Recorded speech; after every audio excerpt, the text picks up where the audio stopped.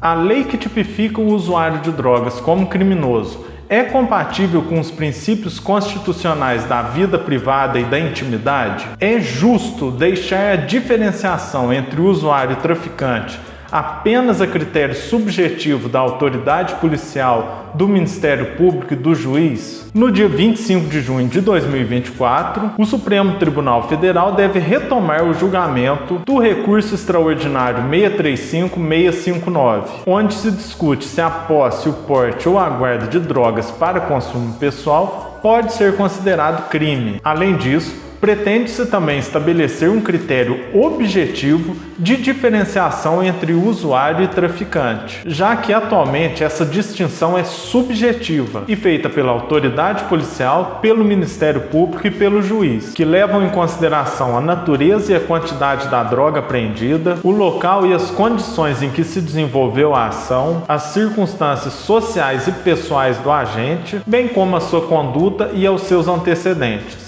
Diante da norma vigente, as condenações por tráfico são seletivas, visto que acabam recaindo sobre negros, pobres e residentes das periferias. No dia 20 de junho, o ministro Dias Toffoli proferiu seu voto no julgamento. Em síntese, o ministro negou o provimento ao recurso, pois, na visão dele, o artigo 28 da Lei de Drogas não fere a Constituição. Na visão do ministro, inclusive, o artigo 28 da Lei de Drogas não possui a natureza jurídica de crime, pois ele não fixa penas nem de detenção e nem de reclusão. Isso porque o artigo 1º da Lei de Introdução ao Código Penal estabelece que considera-se crime a infração penal punida com detenção ou reclusão. Como o artigo 28 da Lei de Drogas prevê apenas 3 tipos de penalidade para a pessoa que for capturada em posse ou porte de drogas para consumo pessoal, que são a advertência, a prestação de serviços à comunidade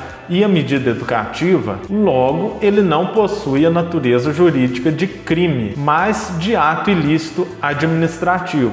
Ainda de acordo com o ministro, o fato de ser o juiz criminal a autoridade competente para aplicar essas sanções, por si só, não faz do artigo 28 um crime. Isso porque, em decorrência do chamado princípio do devido processo legal, todo processo deve ter uma autoridade pré-existente para julgar qualquer tipo de ato ilícito, seja ele um ilícito civil, penal ou administrativo. Na visão do ministro, o que a lei fez foi apenas estabelecer uma autoridade competente para julgar e aplicar as penas do artigo 28 da Lei de Drogas, e que, no caso, o legislador entendeu por bem estabelecer essa autoridade como sendo o juiz criminal, já que a ele cabe julgar todas as infrações relativas à Lei de Drogas. Agora, o placar do julgamento é o seguinte: 5 ministros votaram pelo provimento do recurso, entendendo que a posse, a porte, a guarda ou a detenção de drogas para consumo pessoal é apenas um ilícito administrativo, não sendo, portanto, um crime. Por outro lado, 4 ministros negaram provimento ao recurso, entendendo que o artigo 28 da Lei de Drogas é compatível com a Constituição. Além disso, para esses ministros, o artigo 28 da Lei de Drogas possui sim natureza de crime. Dentre os ministros que deram provimento ao recurso, alguns fixaram critérios objetivos na interpretação da lei para fazer a diferenciação entre usuário e traficante. Isso quer dizer que, na visão deles, a interpretação deve ser formulada a partir de uma certa quantidade de maconha apreendida com o agente. Quer dizer que, se o posicionamento desses ministros for a tese vencedora, então o usuário que for apreendido com uma quantidade de maconha dentro desses limites será presumido automaticamente como usuário e não traficante. Cada um desses ministros apresentou um critério, mas se for ver na média, ficaria posse ou porte de 50 gramas de maconha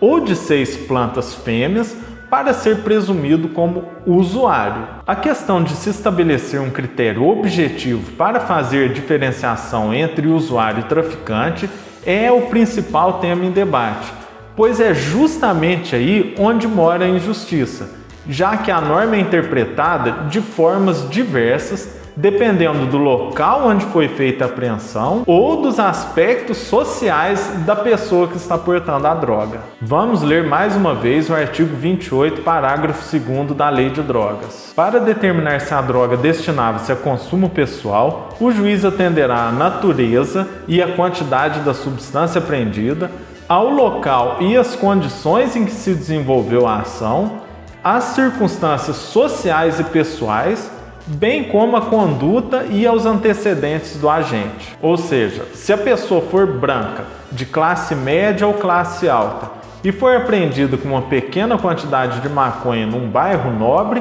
então vai se concluir que ela é usuária. Por outro lado, se a pessoa for negra, pobre e apreendido com essa mesma quantidade de maconha na periferia, então vai ser qualificada como traficante. Infelizmente, isso é o que acontece na prática. Haja vista que cerca de 1/3 da população carcerária brasileira cumpre pena por tráfico de drogas. E quando vai se estudar os dados sociais dessas pessoas, chega-se à conclusão de que são negros, pobres e que foram presos portando uma pequena quantidade de maconha em zonas periféricas. De acordo com uma pesquisa realizada pelo IPEA, em cerca de 60% das condenações por tráfico de maconha, o condenado estava portando até 150 gramas. Ou seja, ao adotar um critério objetivo, boa parte desses condenados por tráfico de drogas seriam em tese beneficiados com a nova interpretação. Então esse é o cerne, o âmago,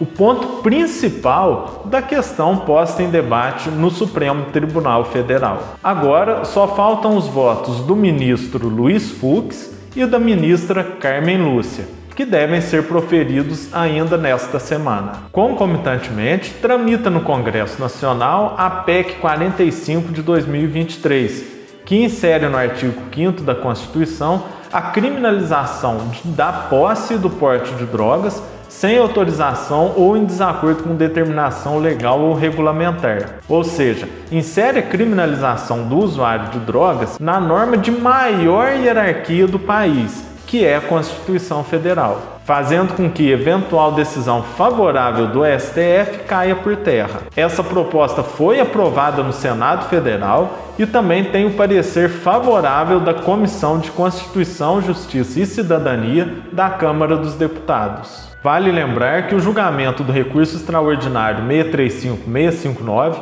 foi adiado inúmeras vezes e já vem se arrastando por mais de 10 anos. Diante essa tensão entre os poderes e a tramitação da PEC 45, será mesmo que o julgamento será retomado ou ele será adiado mais uma vez? Deixe sua opinião nos comentários. Se esse conteúdo foi útil para você, lembre-se de deixar o gostei. Compartilhe esse vídeo com quem você sabe que tem interesse nesse assunto. Inscreva-se no canal para ficar por dentro de dicas como essa. Um abraço e até a próxima!